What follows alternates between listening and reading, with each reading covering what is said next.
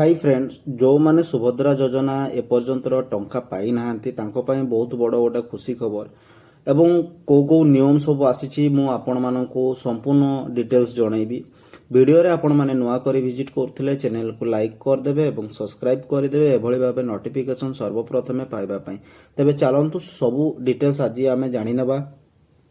तो फ्रेंड्स देखंतु जो हिताधिकारी माने एपर्यंत भी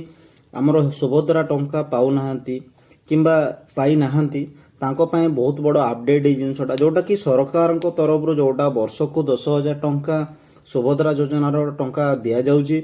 एवं जो इनफॉरमेशन टी आसीची जोटा कि आपण मानको तीनोटी जिंस आपण मानको करिया को पड़िबो जोटा कि मु आपण मानको अपडेट करि दउची।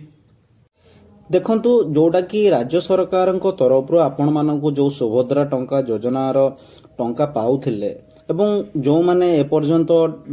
सुभद्रा योजनार टंका पाई नाहांती तांको पाए बहुत बड़ अपडेट ए जिनसटा जोटा कि आमर प्रतिभा परिडा जोटा सूचना देइछंती। किछि हिताधिकारी माने अछंती जोटा कि सेमाने टोटली सुभद्रा योजना आमर अप्लाई करि नाहांती जोटा कि मैं पूर्व वीडियो रू भी आपण मानकु जणाई दीची। जोटा सुभद्रा पोर्टल आमर नवेम्बर 1 रु माने ओपन कर दिया जायछि जोटा कि आपण माने अप्लाई करि परिबे एवं किछि हिताधिकारी योग्य हिताधिकारी जोटा अछंती तांकर जोटा कि डॉक्यूमेंट एपर्यंत क्लियर हे नै सेही हिताधिकारी पई बहुत बड़ बड़ खुशी खबर जोटा कि नेक्स्ट किछि दिन भितर आपण मानकु सुभद्रा टंका मिलिबाकु जाउछि। देखंतु जो हिताधिकारी माने एपर्यंत भी अप्लाई करि नाहांती सेमाने अप्लाई करि परिबे एवं जो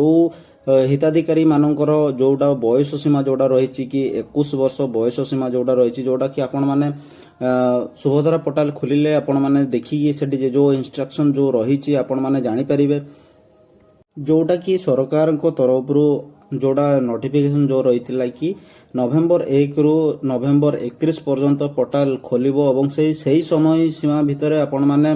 अप्लाई करि परिबे एवं आगो को ता खोलिबो कि नहीं ता विषय किछि इन्फॉर्मेशन आसी नहीं। तो जो माने ए पर्यंत अप्लाई करि नाहांती एवं जो मानकर 21 वर्ष हेई जाईछि से माने अप्लाई करि परिबे।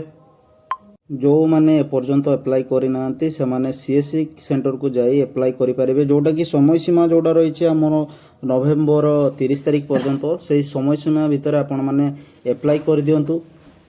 जो माने नुआपड़ा डिस्ट्रिक्ट रो हिताधिकारी माने अछंती किछि इलेक्शन प्रक्रिया जोगु जो पोर्टल हमर खोली नथिला से माने एबे ओपन करी कि अप्लाई करि परिबे तांको पय गोटे जोड़ा रही जैतिला से माने अप्लाई करि पारि नथिले। तो फ्रेंड जो माने एपर्यंत अप्लाई करि नाहांती से माने यथाशीघ्र अप्लाई करि नियंतु एवं इनफॉरमेशन टी आपण मानकु केमिति लागिला कमेंट सेक्शन रे निहाती भाबे जणाइबे एवं वीडियो को अधिक शेयर करि देबे।